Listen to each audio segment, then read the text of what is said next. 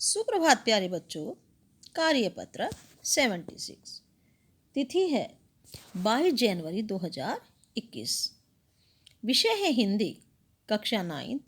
बेटा सबसे पहले आप अपना नाम लिखेंगे, फिर अपनी कक्षा अध्यापिका का नाम लिखेंगे। प्यारे बच्चों, आओ इस गद्यांश में पढ़ें।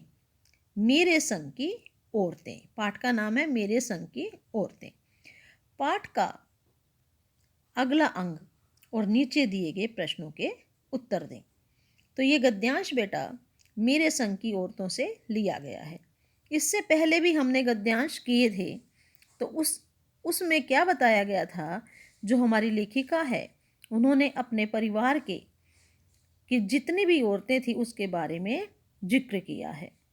तो यहाँ पर लेखिका बता रही है कि माजे की मन्नत का असर रहा होगा कि मैं ही नहीं, मेरी चारों बहनें भी लड़की होने के नाते किसी हीन भावना का शिकार नहीं हुई।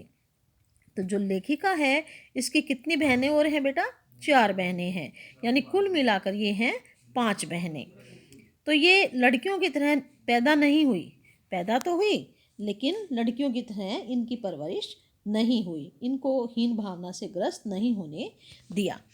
नानी, माँ और परदादी की परंपरा बरकरार रखते हुए लीक पर चलने से भी इनकार किए रही।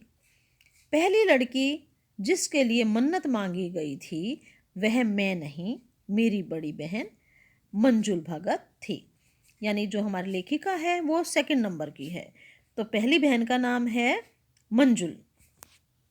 मंजुल को हमारी दादी जी ने बड़े मन्नतों से मांगा था।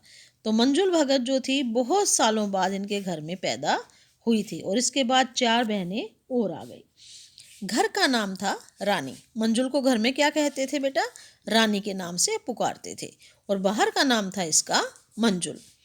तो लेखिका अवतार हुआ मंजुल भगत। जो ये मंजुल थी तो इसका नाम हुआ मंजुल भगत। लेकिन मंजुल भगत कब नाम हुआ बेटा? जब इसकी शादी हो गई और जब ये लेखिका बनी तो इन्होंने अपने सरनेम को चेंज कर दिया और जैन की जगह भगत प्रयोग में लाना शुरू कर दिया, क्योंकि लिखना शादी के बाद शुरू किया और अपना नाम बदलकर पति का ग्रहण करने में कोई हीन भावना आड़े नहीं आई कि मंजुल ने शादी के बाद लिखना शुरू किया। जब लिखना शुरू किया तो उसने अपने पति का सरनेम अपने नाम के पीछे लगा लिया, इसलिए पैदाइशी जैन नाम छोड़कर भगत बन गई। जैन जो थी वो क्या बन गई? जैन को हटाकर क्या लिखा बेटा? भगत लिख दिया। दूसरा नंबर पर मैं थी। जो लेखिका है वो है मंजुल के बाद यानी 2 नंबर की। घर का नाम उमा, बाहर का मृदुला। यानी जो हमारी लेखिका है मृदुला, उसका घर का नाम था उमा और बाहर का नाम था मृदुला। मैंने भी शादी के बाद लिखना शुरू किया, सो बैतौर लेखिका नाम चला मृदुला गर्ग। तो लेखिका का नाम क्या है बेटा? मृदुला गर्ग। तो शादी से पहले मृदुला था, लेकिन शादी के बाद इन्होंने लिखना शुरू किया मृदुला गर्ग। मुझे याद है जब हमने लिखना शुरू किया उससे कुछ पहले नारीवाद का चलन हुआ था, नारी की महत्ता बढ़ गई थी। शादी के बाद नाम न बदलने का रिवाज उसी ने चलाया था। तो शादी के बाद जो लड़की का जो नाम था उसे बदलने का फैसला बदला गया। क्यों? क्योंकि नारीवाद का चलन हो गया था और ये कहा था भाई लड़की को सरनेम बदलने की कोई ज़रूरत नहीं है। मनु भंडारी का हवाला देकर हमसे पूछा भी जाता था कि आप लोग इतनी पोंगापंथी घर घुसू क्यों हो, नाम क्यों बदला? हमारे पास इसका कोई ढंग का जवाब नहीं होता, अब भी नहीं है। पर नाम बदलने से अपने व्यक्तित्व का कोई नुकसान होते मैंने नहीं देखा। जो मृदुला गर्ग है वो नाम बदलने को बुरा नहीं समझती थी, लेकिन जो मनु भंडारी थी उसको नाम बदलना गलत लगा। तो बेटा ये आपका गद्यांश था। अब इसके हैं प्रश्न उत्तर। इनको आप अपनी कॉपी में लिख लेना और इनको याद कर लेना। पहला प्रश्न है, लेखिका की चारों बहनें लड़की होने के नाते किसी हीन भावना का शिकार क्यों नहीं हुई? उत्तर है हमारा, लेखिका के अनुसार माँ जी मन्नत तथा घर के संस्कारों के कारण लेखिका की चारों बहनें लड़की होने के बावजूद भी किसी हीन भावना का शिकार नहीं हुई, क्योंकि जो लड़कियां थी वो माँ जी ने मन्नत से मांगी थी, इसलिए उनकी घर में बुरी इज्जत थी। प्रश्न नंबर 2, लेखिका के माता पिता के कितनी बेटियां थी?